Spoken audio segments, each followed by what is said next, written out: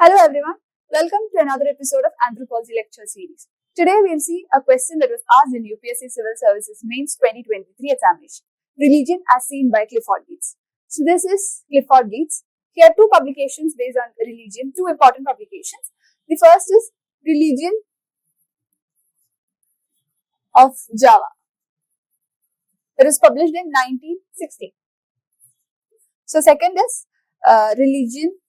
It's an essay. Religion as a cultural system. This was published in 1966. So these are the two publications of Clifford Geertz. Now let's see how Clifford Geertz looked at religion. In these publications, he gave us idea of how a religion is. He said religion is historically transmitted pattern of meaning that are embodied in symbols. So let's break this idea of Clifford Geertz into different parts. Historically transmitted pattern of meaning embodied in symbols. Let's take the example of any religion, let's say Christianity. In Christianity, there is a holy symbol which is the Holy Cross, and this symbol of Holy Cross was historically transmitted right from the beginning of Christianity. The symbol of Holy Cross was present in the religion. Such symbols can be found in all religions, and right from the beginning of this religion, or as a part of the evolution of the religion, these symbols became a part of the religion as well, and these symbols started to represent the religion. Now coming to so these are certain symbols of religions. Now coming to the real definition of Clifford Geertz. So Talal Asad said that his definition of religion is the most influential and most accomplished definition of religion that was given in the past 2 decades. So let's see what this definition is. I'll write down the definition. So religion, it's a system of symbols that acts to establish powerful, pervasive, long-lasting,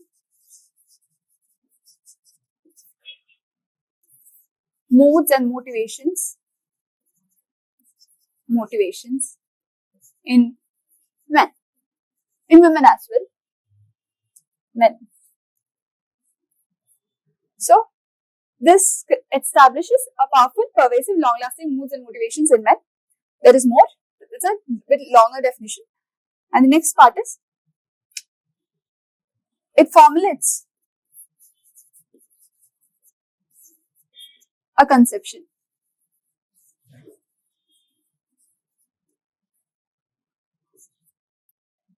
A conception that establishes, that creates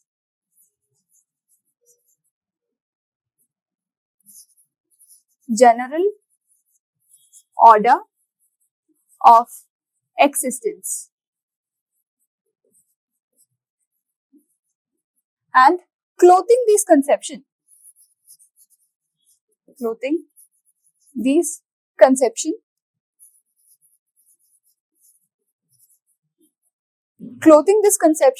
with such general aura of factuality that the moods and motivations seem uniquely realistic.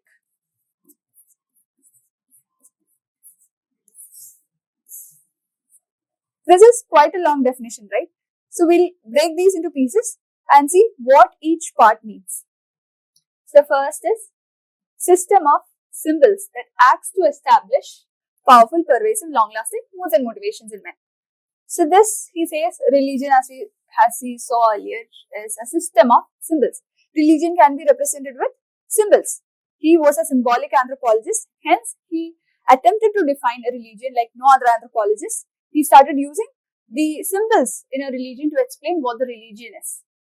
And here, system of symbols. And these symbols establishes a powerful, pervasive and long-lasting mood and motivation in men. Say for example, let's take the case of Holy Cross again. When during the ritualistic phase of Christianity, during the Holy Mass, when Holy Cross is shown, people bow down with respect, and this creates a powerful, Holy Cross creates a powerful impact on the followers. So this impact of symbols on religion and its followers is not restricted to any one religion. It's present in all religions, as I said earlier. So let's take the example of Shivling, which is revered and respected and worshipped by Hindus around the world. This symbol creates a emotion in the people. It has a powerful, pervasive and long-lasting motivation in the followers, in the people who believe in the religion. Now coming to the next part of the definition, it formulates a conception that creates a general order of existence, and it clothes these conception. It creates a conception and it clothes this conception with such an aura that we think this is something factual. The ritual or the symbol associated us, or what the religious doctrines or ideals that represents the real world around us. For instance, again, let's come to Christianity. Earlier, there was a belief, the divine theory of origin. Here we believed that God created the world. Back then and even now, certain people believe that it was God's creation. Humans are the creation of God. This was created by religion from various symbols, and that seemed very realistic that the people then and people now believe this is the truth.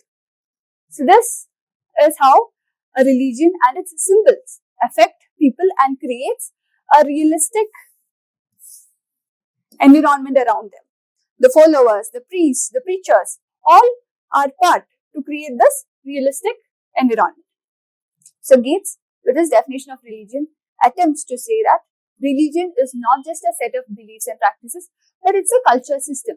And this culture system represents the values and reality of the followers. Now let's take the other situation. This is for followers. For non-followers, all these practices and rituals and symbols of a religion would be a complete myth.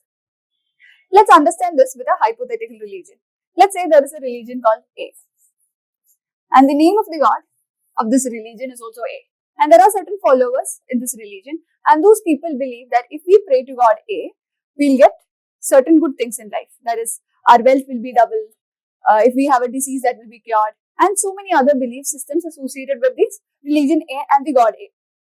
So followers of A believes that they will get all these blessings from God A if they do all these rituals and traditions that are mentioned in their holy scriptures.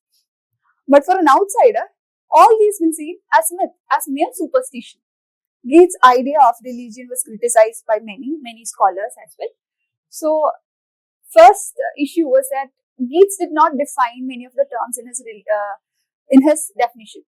When it's an anthropological definition, a more scholastic meaning of various words mentioned in the definition must be given. Here, Geertz did not attempt to give such definitions. For instance, the word conception was not fully defined by Geertz. Same as the case of symbols. So even the term symbol was not fully described. How symbol operates in a religion was not completely or comprehensively described by Geertz. Another criticism was that this definition is incomplete. This does not fully capture the essence of religion. So another criticism of this definition is that it does not fully distinguish between a religious phenomena and a non-religious phenomena. Say for instance, let's take Karl Marx's theory of socialism. For Karl Marx, his theory of socialism, his concept of socialism can be represented as a system of symbols. For instance, if there is a factory, this factory symbolizes the exploitation of workers by capitalist class. So it's a system of symbols. For Karl Marx, it establishes for him. It is a powerful, pervasive and long-lasting moods and motivations. And this formulated his reality. He thought capitalism is always having a negative impact on the labor class. So we can see this definition does not differentiate between religious phenomena and other social phenomena or ideals or philosophies like the socialism. So next criticism, there is another criticism as well. This definition is context specific. This cannot be used as a universal approach because there might be religions where there are no symbols or no idol worship. So in such religions, this definition does not fit in. Hence, this can be said only as context-specific and not universal in nature. So these were the criticisms given for Geertz's theory of religion. But then, the significance of Geertz's theory is that he attempted to learn religion from a symbolic perspective, from a unique dimension. So that's all for today's lecture. We'll see you again in another episode. Till then, bye. Thank you.